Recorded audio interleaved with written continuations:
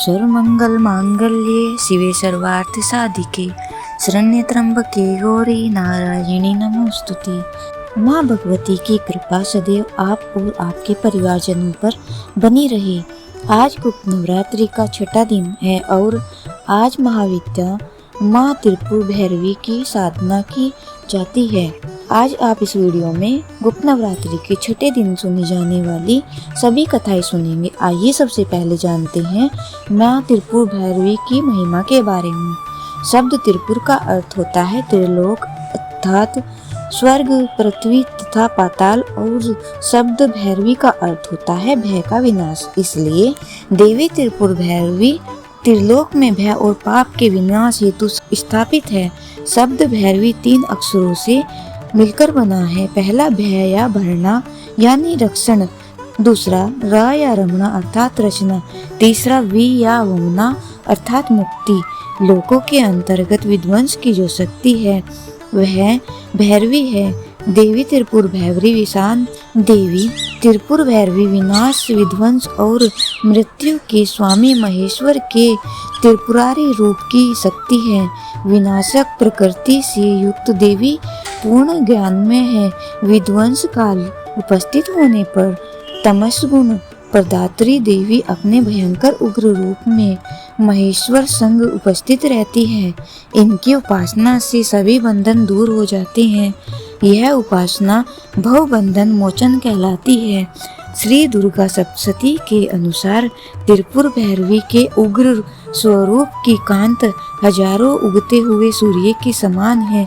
दिगंबरा देवी श्यामल वर्ण की है, 3 खुले हुए नेत्रों से युक्त है और मस्तक पर अर्धचंद्र धारण करती है। रुद्राक्ष सर्पों और नरमुंड माला धारण किए हुए है।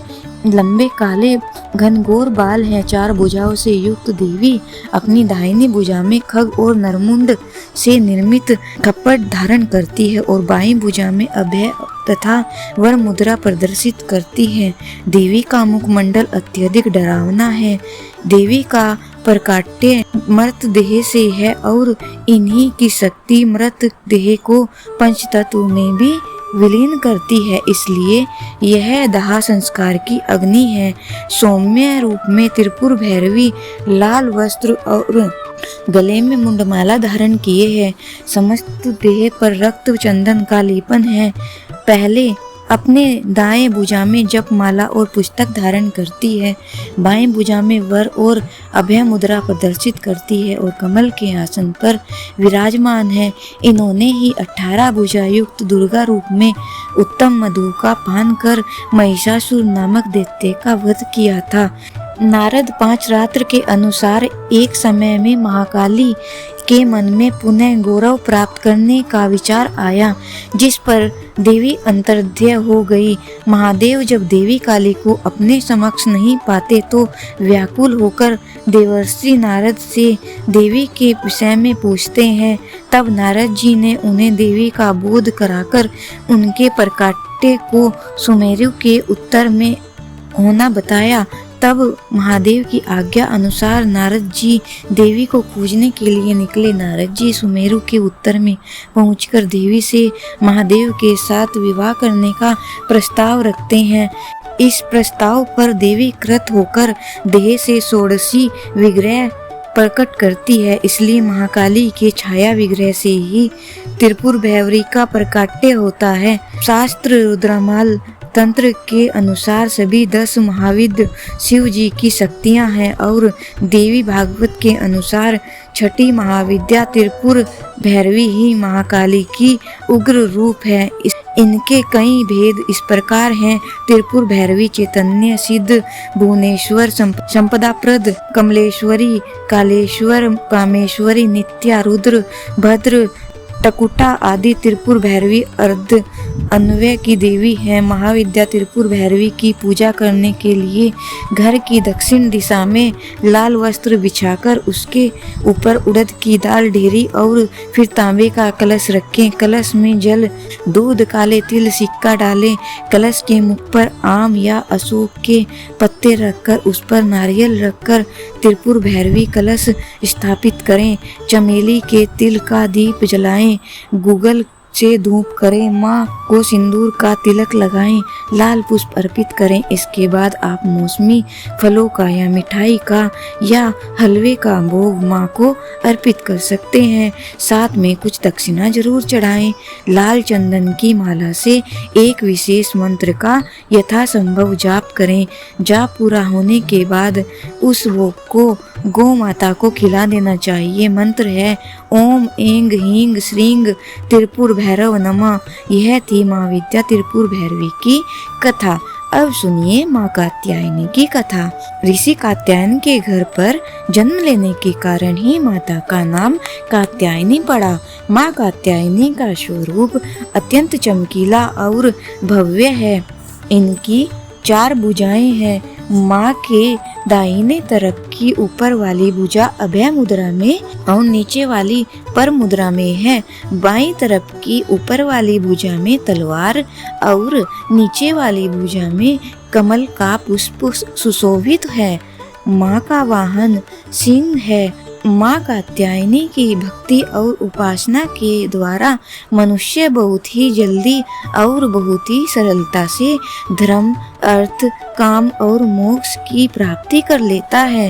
वह इस लोक में स्थित रहकर भी अलौकिक तेज और प्रभाव से युक्त हो जाता है।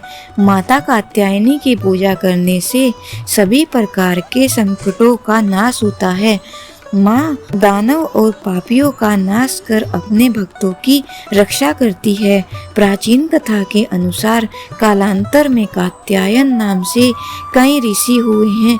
एक विश्वामित्र मुनि के वंश में जिन्होंने स्रोत गुह और प्रतिहार सूत्रों की रचना की थी। दूसरे गोमिल पुत्र थे जिन्होंने छंदों प्रशिष्ट कर्म प्रदीप की रचना की थी और तीसरे कात्यायन वर रुचि सोमदत्त के पुत्र थे जो पाणिनि सूत्रों के प्रसिद्ध वार्तिक थे।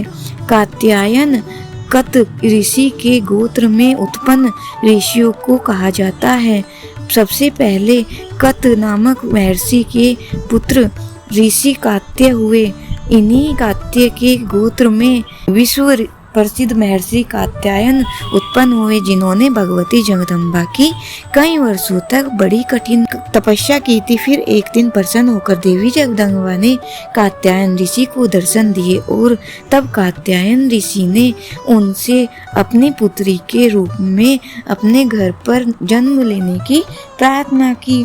तब देवी ने कात्यायन ऋषि को यह वरदान दिया कि वह पुत्री के रूप में उनके घर पर जन्म लेंगी और इस प्रकार अपने वचन का पालन करते हुए देवी जगदम्बा ने कात्यायन ऋषि के यहाँ जन्म लिया और फिर महिषासुर दैत्य का वध किया।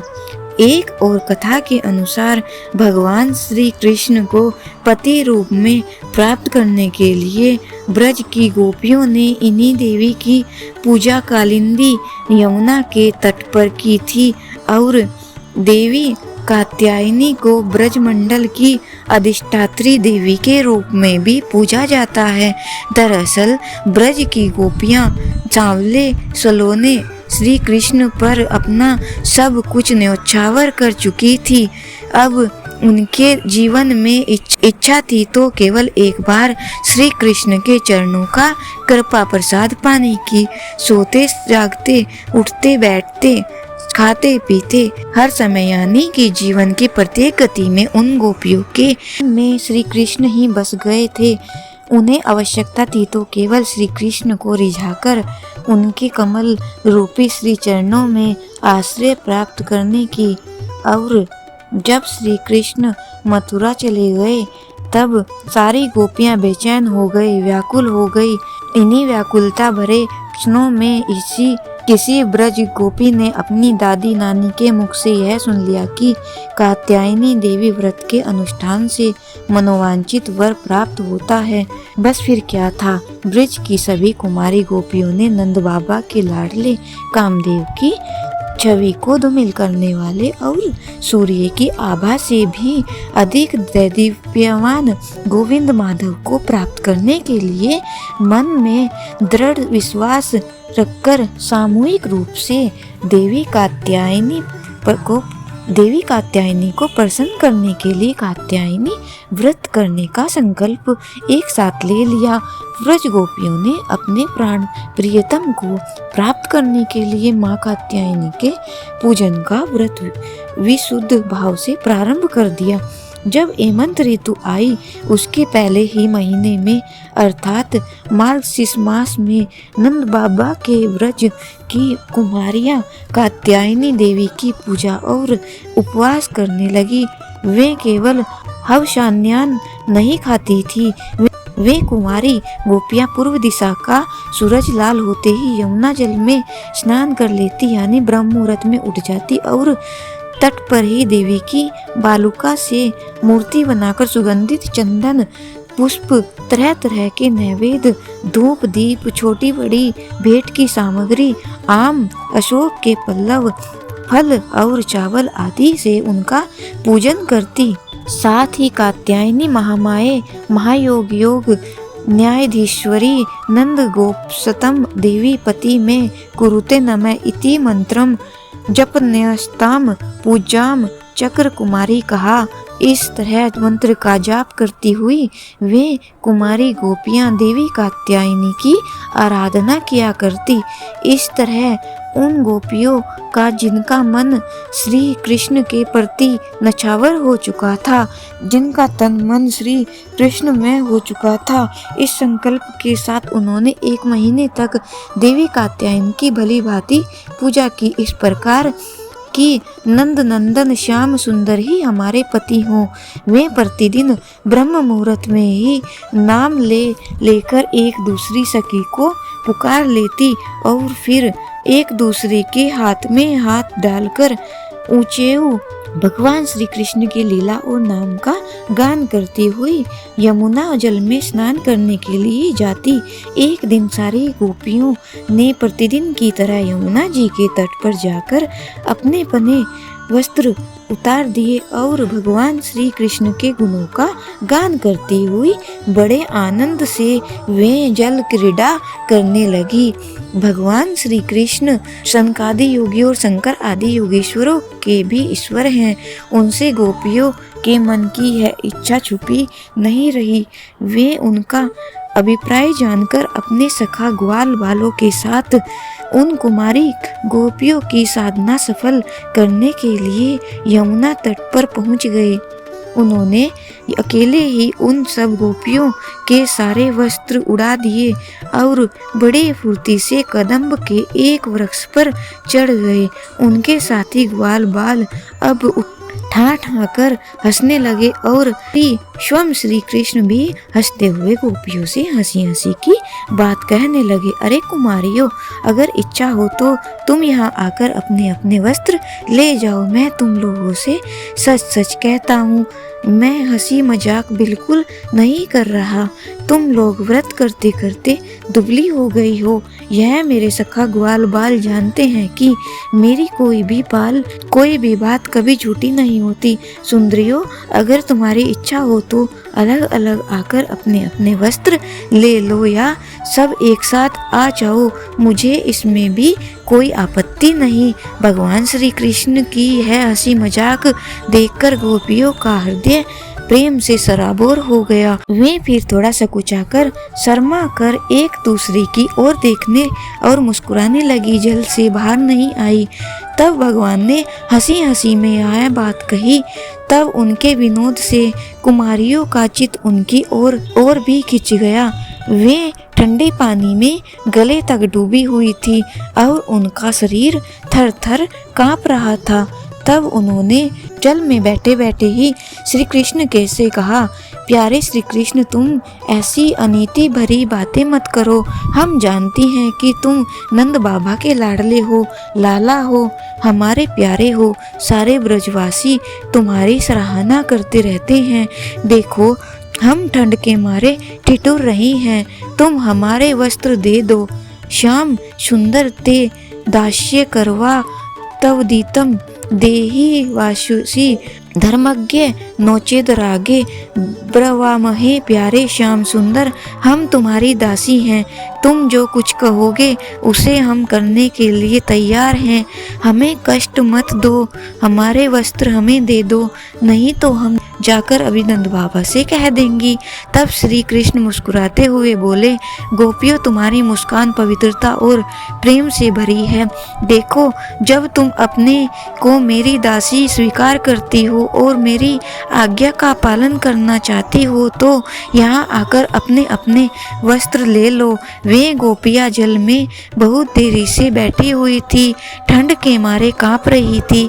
किसी तरह सकुचाते हुए वे गोपियाँ यमुना जी से बाहर निकली। उस समय उन्हें ठंड बहुत सता रही थी। उनके इस शुद्ध भाव से भगवान बहुत ही प्रसन्न हुए। उन्हें अपने पास आई देखकर उन्होंने गोपियों के वस्त्र अपने कंधे पर रख लिए। फिर बड़ी प्रसन्नता से मुस्कुराते हुए बोले, अरे गोपियों, तुमने जो व्रत किया था उसे तुमने अच्छी तरह निभाया, इसमें संदेह नहीं है। लेकिन इस अवस्था में वस्त्रहीन होकर तुमने जल में स्नान किया है। इससे तो जल के अधिष्ठाता देवता वरुण का और यमुना जी का अपराध हुआ है। इसलिए अब इस दोष की शांति के लिए तुम अपने हाथ जोड़कर सिर से लगाओ और उन्हें झुककर प्रणाम करो। इसके बाद अपने अपने वस्त्र ले जाओ। भगवान श्री कृष्ण की यह बात सुनकर उन गोपियों ने ऐसा ही समझा कि वास्तव में वस्त्रहीन होकर स्नान करने से हमारे व्रत में त्रुटि आ गई है। अब उसकी निर्विघ्न पूर्ति के लिए उन्होंने समस्त कर्मों के साक्षी श्री कृष्ण को नमस्कार किया, क्योंकि उन्हें नमस्कार करने से ही सारी गलतियों और अपराधों का मार्जन हो जाता है, सब क्षमा हो जाते हैं। जब यशोदा नंदन भगवान श्री कृष्ण ने देखा सब कुमारी गोपियां मेरी आज्ञा के अनुसार प्रणाम कर रही हैं, तब वे बहुत प्रसन्न हुए। उनके हृदय में गोपियों के प्रति करुणा उमड़ आई और फिर उन्होंने उनके वस्त्र दे दिए। श्री कृष्ण ने गोपियों से छल भरी बातें की, उनका लज्जा संकोच छुड़ाया, हंसी की और उन्हें कठपुतलियों के समान नचाया, यहाँ तक कि उनके वस्त्र भी हर लिए। फिर भी वे गोपियाँ उनसे रुष्ट नहीं हुई। उनकी इन चेष्टाओं को उन्होंने दोष ही नहीं माना, बल्कि उनके प्रियतम के संग से वह तो और भी प्रसन्न हो गई। गोपियों ने अपने अपने वस्त्र पहन लिए, लेकिन श्री कृष्ण ने उनके चित्त को इस प्रकार अपने वश में रख रखा था कि वे वस्त्र पहनने के बाद भी वहां से एक कदम भी आगे नहीं बढ़ पाई। अपने प्रियतम के समागम के लिए सजकर वे उन्हीं की ओर लजीले चितवन से निहारती रही। भगवान ने देखा कि उन गोपियों ने उनके चरण कमलों के स्पर्श की कामना से ही यह व्रत धारण किया है और उनके जीवन का यही एकमात्र संकल्प है। तब गोपियों के प्रेम के अधीन होकर उखल तक में बंध जाने वाले भगवान श्री कृष्ण उनसे कहने लगे, मेरी परम प्रियासी कुमारियों, मैं तुम्हारा यह संकल्प जानता हूँ कि तुम मेरी पूजा करना चाहती हो। तुम्हारी इस इच्छा का अनुमोदन करता हूँ। तुम्हारा यह संकल्प सत्य होगा, तुम मेरी पूजा कर सकोगी। जिन्होंने अपना मन और प्राण तक मुझे समर्पित कर रखा है, उनकी कामनाएं उन्हें सांसारिक भोगों की ओर ले जाने में समर्थ नहीं होती। ठीक वैसे ही जैसे भुने हुए या उबले हुए बीज फिर से अंकुर के रूप में उगने के लायक नहीं रह जाते। इसीलिए गोपियों, अब तुम अकेले अपने घर लौट जाओ। तुम्हारी साधना सिद्ध हो गई है। अब आगे आने वाली शरद ऋतु की रात्रियों में मेरे साथ विहार करोगी। गोपियों, इसी उद्देश्य से तुम लोगों ने यह व्रत और कात्यायनी देवी की पूजा की थी। फिर भगवान की आज्ञा पाकर वह गोपियाँ जाने की इच्छा न होने पर भी बड़े कष्ट से व्रज में गई। अब उनकी सारी कामनाएं पूर्ण हो चुकी थी। इस प्रकार जैसी जिसके मन में कामना हो, कात्यायनी देवी और भगवान श्री कृष्ण की कृपा से वह मनोकामनाएं पूर्ण हो जाती हैं। आज के दिन माँ कात्यायनी की पूजा गोधूली बेला में जरूर करनी चाहिए और भगवान श्री कृष्ण की पूजा करने से कात्यायनी देवी के साथ ही भगवान श्री कृष्ण का भी आशीर्वाद प्राप्त हो जाता है। प्रेम से बोलिए माँ कात्यायनी देवी की जय।